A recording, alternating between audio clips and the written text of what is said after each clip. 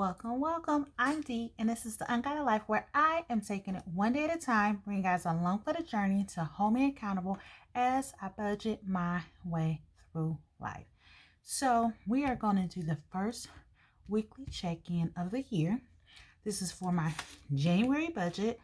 So what I usually do is do a mid-month check-in, but I'm going to try my hand again at weekly check-ins. The reason why I shy away from them is because my spending is sporadic. So with all of that being said, some weeks I may spend more than others and it's just not worth it. But I believe that doing weekly check-in is very important. So I'm going to show you exactly what I do to check in on my budget and my goals starting from week 1. So I always pull out my monthly budget overview sheet because it does have my goals, my income, all of the expenses, which include the due dates in the amounts. When I make a payment, I always put a check. So as you can see, rent, I made that payment because it was due on the 1st. And then gym membership, I have not put a check here, and I'll tell you exactly why shortly. But week 1 goes from December 31st to January 6th. Okay. Another thing that I do is I pull out my income breakdown. This income breakdown is more detailed about what I did when I received money. As you can see, there's a lot more expenses, which include my giving and my miscellaneous, the breakdown of my sinking funds and envelope system. So it's important that I have this handy as well. The next worksheet is my spending record. And with the spending record, what I have been doing is the first section will be for a whole month. And then the second section will be for the month following. So all my expenses for January will go here, and then my expenses to February. I'm just trying to cutting out all of these trees, okay? So that's where we're at with that. So what I do is when I make a deposit, I include that, and then the transactions is underneath. I do highlight, and the reason why I do that is because since I'm putting them together, I want to make sure that I know which expense it covers or which expense happened during what week. And so this is week 1. So we will need this as well, but we're going to move it a little bit to the side. And then we're going to talk about our check-in for our expenses. So I used red for the actual totals. Now when it came to the expenses, I paid rent. From my income breakdown, I set a portion aside to giving. And I did go ahead and pay my property tax. So that's $895 that has been spent out of this category. For food included 3 transactions. I went to Publix, then I went to Harris Teeter, and lastly I went to Food Lion. And I did decide I am going to incorporate my grocery hauls again. I'm just trying to get in the groove still because there's a lot of other things that is going on, but hopefully we'll be able to see one soon. So the total is $88.89 that I have spent. For gas, it was only one charge of $32.58. And for personal, I spent it all. Okay, I spent it all. So I'm going to put a 0 here, a 0 here, a 0 here. And then we're just going to use the green for any money that carries over into the next week. So we have $13.84 minus $8.95. So that's $489. Then we have $150 minus $88.89. So that is $61.11. And then we have 60 minus $32.58. And that leaves us with, this should be 48. I'm like, that looks weird. So let's correct that. Okay. So that should be 48. Now, let's do 60 minus 32, 48, 27.52. So I take these numbers and I carry it over into this week. And so for expenses, I have $489 that's left to allocate. For food, I have $61.11. For gas, I have $27.52. I have nothing in household because I didn't allocate anything to household. And I spent all my money in personal already. So we know there's nothing in personal that'll be coming out of the envelope system. All right, so now that we've done this, we're going to move on to our credit card transactions. So this is actually December credit card transactions. What I discovered was that I had the wrong colors for the categories. So I finally found my key here. And as you can see, in the neon yellow is unbudgeted, in the blue is sinking funds, in purple is envelope system, in pink is the budgeted bills, in green whenever I make payments, if I have any fees. When I actually make a payment and the payment corresponds to a particular transaction, I put a dot. If a portion of a payment is covered, a portion of a transaction is covered by a payment, I put a slash. So I brought that back out. So for me, December was a spending month. Now, when it came to the January bill, it went from November 15th to December 16th. So all the transactions from that time frame was on the January bill. The balance was $219.55.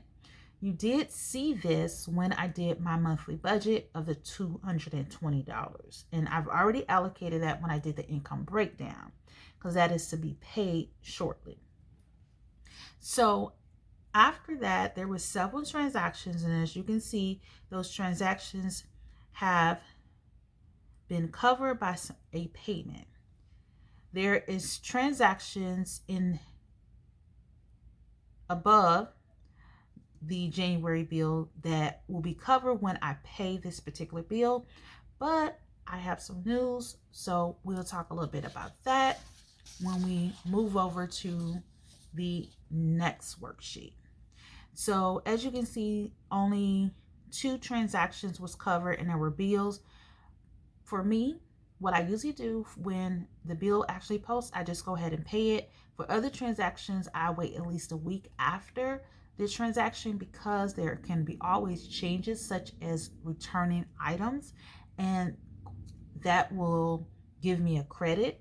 So I don't want to make a payment until I'm sure I'm using it or have used the items that I purchased. So now that we got here, what we're going to do is move our way to, this is January. As you can see, we had about 6 transactions so far. I'm going to go ahead and highlight this, and I did change the format of the expense tracker for my credit card because I wanted to include my points, because what I do with my points is I apply them to my purchases. So I want to make sure that I know exactly what I would have and what transaction it can cover. So for the envelope system, we had a charge at Target. Now let me tell y'all see these Target transactions. I know y'all peeped them out. I got a problem. I keep saying, I'm not going to Target. I'm not going to Target. And I go in Target. And I'm like, I'm going to get one thing. And then when they don't have the one thing that I want, I always go pick up something else. Always. It never fails. So, there we go. And we have a payment. So when I need to reconcile these transactions, I determine what transaction is going to be covered when I make my monthly bill payment, okay? And then those transactions that's not included, then I go further to determine exactly where I need to pull the funds from. So quick story is that, as you can see, I have a gym membership here of $75, and then I have a gym membership refund. So we're going to go back to our December worksheet, and on December 6th, I actually set up for a gym membership. This was through my healthcare provider. So I had to pay a $39 monthly fee, and then whatever less that was the initial fee. Okay. When I signed into my dental provider just to look over my benefits, they had messages, and one of the messages was letting me know about their fitness program. So I went ahead and clicked on it and read through it to see if I was eligible, because I had dental, not healthcare. So I wasn't for sure if it will matter. After verifying that I qualified for this fitness program through my dental insurance, I decided to then determine if the gym that I'm going to was covered underneath this plan. So they only have two plans with this group. It's a standard and they have a premium. The standard is one flat rate, whereas the premium is based on the facility. So when I went to go check the standard rate, that gym was listed. I was uber excited because that charge monthly is $25 versus $39 that I will be paying a month with my healthcare provider. So I called to see what was the process of canceling, and as we were talking, the young lady was canceling it. Then I asked her about a refund if I got charged on the 6th because it was so close. She said, well, if you get charged, you'll get a credit. I believe what happened was I received a credit for this gym membership because I canceled within 30 days. So this is actually covered. And it's also covered because, remember, the $220 included the $58. So what we have is $219.55, and I'm going to minus the $58. So that leaves me with $161.55. I know that I need to make a payment of $161.55 to cover the January bill transactions, okay? And so we're going to do payment, and of course that doesn't have any type of reward. The next thing is the $58 that was included in the monthly bill allocation, as well as I had $39 that was included in the monthly payment for January bill because it was due on the 6th. What I need to do is I need to pay this gym membership. So I'm going to go ahead and I'm going to pay my gym membership. Now this is how I reconcile to make sure every charge that I have a payment that matches. So now we know that the $75 will be covered. That leaves us with $22. And so what we're going to do is we're going to apply that $22 to the remaining charges. So I see here that we have $22.25. I'm going to apply it towards that. So we're going to go ahead and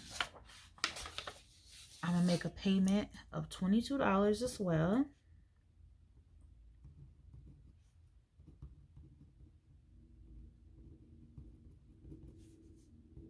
And that will cover that payment partially. Then we have 25 cents that needs to be covered, as well as from the Food Lion transaction on the 21st. Because I made a payment of $40, it didn't go towards a particular charge. So it left a credit of $8.84. So I applied it to the Food Lion charge, and that left me with $2.83. Okay, so this is covered. And this is covered so far because I'm going to be pulling this from the reward. So I'm just adding it up to know exactly how much I would need. So that's $3.08. So then when we're going to move down is we have these charges at Target. So the first charge at Target, the reason why was due to I had a balance of $56.88 that went towards the FSA. So I went to Target to find items to cover that because I have a use it or lose it plan. So it doesn't carry over and I'm not giving it back. So when I went to Target, the $59.87 of that, only $38.50 was covered. And what I did is I returned the $14.96 because, you know, whatever. So right now we're up to $59.87 minus $14.96, and then minus the $38.50 because that's going to be covered. That's $6.41. Okay, so $6.41 plus the $3.08. Right now we at $9.49 that is remaining from that transaction. Then we have $26.38. Of that, $18.38 was applied to the FSA, and that left me with $8. So this is what we have remaining. These are the balances owed on these charges. So what I'm going to do here, first thing first, is I'm going to make that payment for my FSA at $56.88. And though you see me breaking this down, they often come from the same accounts. So I probably make only 3 transactions, which I think is my limit. But I break it down so I know that the charges are being covered. So we have the $56.88, and then we have the, I am going to pull $11.08, and this is going to be statement credit.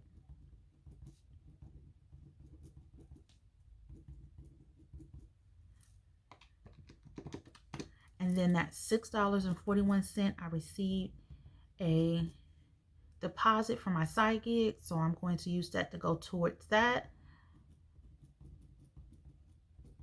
So now I can officially say that these charges are covered. So we're good with that. Then we have, lastly, is the bill. We have that one bill of $17.59. And so that's going to be a payment and a payment. So let's put a dot there. So let's calculate this up, starting with how much? 586.16.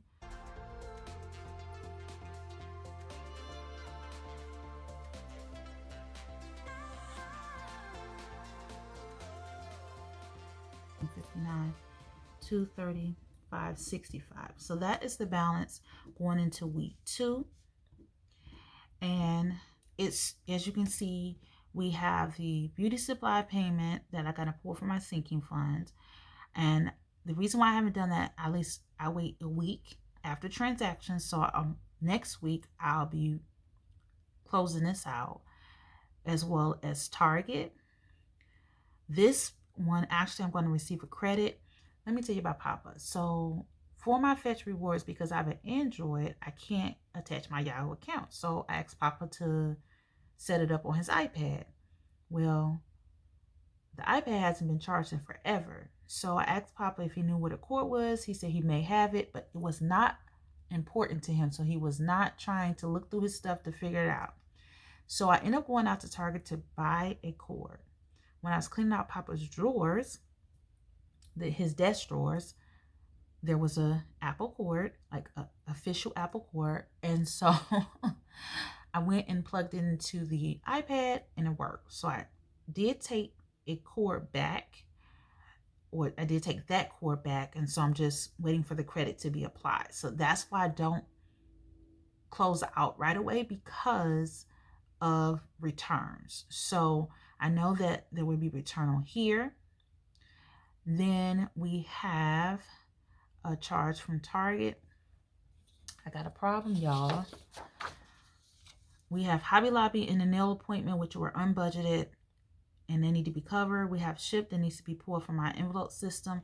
Now, these charges are at least a week old, but when they're in the unbudgeted category, I know they have to pull from different areas. So I try to reconcile those towards the end before the close of the billing cycle. So those unbudgeted items here that hasn't been settled, that's why. The sinking funds and the envelope system ones that hasn't been settled is simply because of just laziness. And I just have one here that I need to reconcile on this sheet. And then I have one sinking fund that I need to reconcile. And then the rest is unbudgeted. All right, so I'm going to highlight this screen. And what I wanted to talk about while I'm closing this out, and if you have any questions, definitely leave them below. Any comments, concerns, or suggestions, really appreciate it. So in the past, me and credit cards were not friends, okay? I used to think credit cards were just an extension of my income and not truly something that I should be monitoring. When I introduced credit cards back into the thick of things, it was due to the fact of like me testing the waters. So this is my everyday credit card. As you can see, this is the credit card I put all of my transactions from all categories on. And with this particular credit card, there's a couple things I do to keep myself in check. One, I never let them raise my credit limit. When they do it, I call and ask them to lower it, and they be looking at me crazy. But the reason I do that is keep myself here, make sure that I'm coming in here and lowering this balance every week. Because what I used to do is wait until I got a bill, and all of this would have been on the bill, and then I'll be scrambling to try to pay my bills the next month. So it is important for me to come in and check and reconcile my budget by doing these transactions. Reconcile my credit card transactions by doing these payments and doing these check-ins. So quick to want to give you more credit, but that credit is not yours, okay? Only spend what you can cover. That's why I tell them, do not raise my credit limit, because that credit limit is my comfort level. Now, I do have other credit cards, and I allow for them to move those credit limits up because I don't use them only under special financing situations, and they have plans. This is like my baby, and I'm so proud of myself that I'm doing this, because this was unheard of. Okay, all right, so we have did our weekly check-in. I know it's been like long. We have to keep this, well, we can close this out because all the transactions are covered, so I don't need to carry that again to the following week. And we are done. Let's put everything back. And I did have to give me a new new calculator, because I watched the other one and thought it was going to work after it was drenched in water. And before I continue on with all this rambling. In the meantime, in between time, peace.